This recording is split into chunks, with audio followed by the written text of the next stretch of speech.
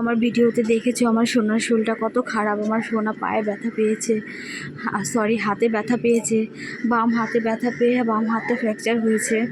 তো বন্ধুরা, তোমরা যাদের বাড়িতে ছোট বাচ্চা আছে, প্লিজ তোমাদের কাছে একটাই রিকোয়েস্ট, বাচ্চাদেরকে খুব সাবধানে রেখো। ছোট বাচ্চারা বোঝে না কিভাবে কি হয়ে গেল। আমার বাচ্চাটা পাপার সাথে খেলা করছিল, পাপার সাথে খেলা করতে যেয়ে পাপা পা দিয়ে ও বাইরে বের হবে, ও দরজার সামনে, ওকে বাইরে বের হতে দিবে না। ওর পাপা পা দিয়ে বারবার আটকাচ্ছিল যে না, বাইরে যেতে হবে না, যেতে হবে না। হ্যাঁ, ও পা ডেঙিয়ে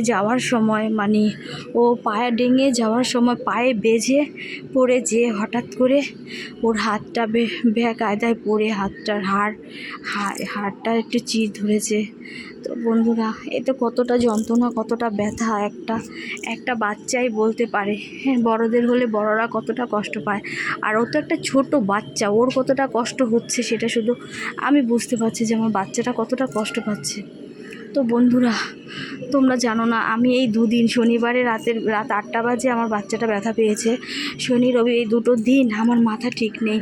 তার মধ্যে ডাক্তার কাছে যে ঘন্টার পর ঘন্টা দাঁড়িয়ে থেকে ক্লান্ত হয়ে গেছি। কালকে একটা বাচ্চা কষ্ট পেলে একটা মার যে কতটা কষ্ট হয় শুধু সেই মাটাই বলতে পারে যে এটা যে কতটা কষ্টদায়ক একটা ব্যাপার।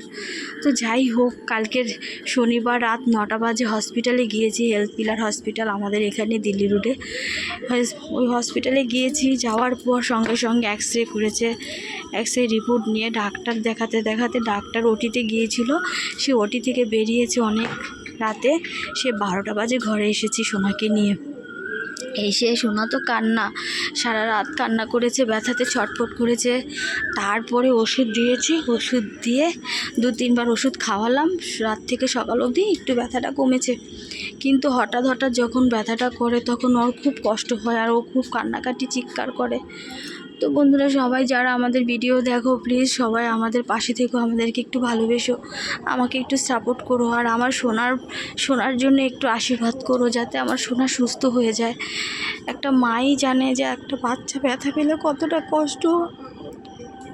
শুধু আমি জানি আমার সোনাটা কালকে পরশু কতটা কষ্ট পেয়েছে।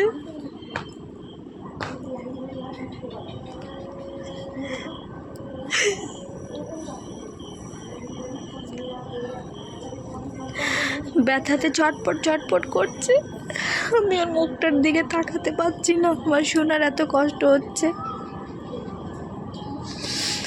কিন্তু কি করব।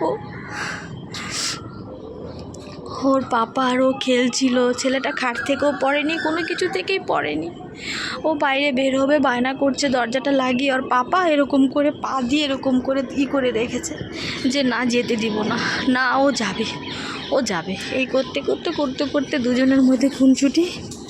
ওর পাপার পাটা ওভারটেক করে যাওয়ার সময় পায়ের মধ্যে বেজে সোনা পড়ে গেছে, পড়ে যে হাতটা মনে হয় বেকায়দায় পড়েছে, হাতের এই কনুইটার এখান দিয়ে লেগেছে। হাতটা সঙ্গেই ফুলে গেল। দেখি কি কান্না থামছে না সোনার, কী ব্যাপার, কি হয়েছে, কান্না থামছে না কেন সোনার। তারপর সঙ্গে ভাবলাম যে নিশ্চয়ই কিছু একটা হয়ে গেছে। হাতটা যখন ফুলে গেল আর ব্যথায় টিকতে পারছে না, সঙ্গে হসপিটালে নিয়ে চলে গেছি। তো বন্ধুরা, সবাই ভালো থেকো, সবাই আমার পাশে থেকো, প্লিজ আমার সোনার জন্য একটু আশীর্বাদ করো। আমার সোনার হাতটা যেন ভালো হয়ে যায়, আমার সোনার জন্য আমার খুব কষ্ট হচ্ছে।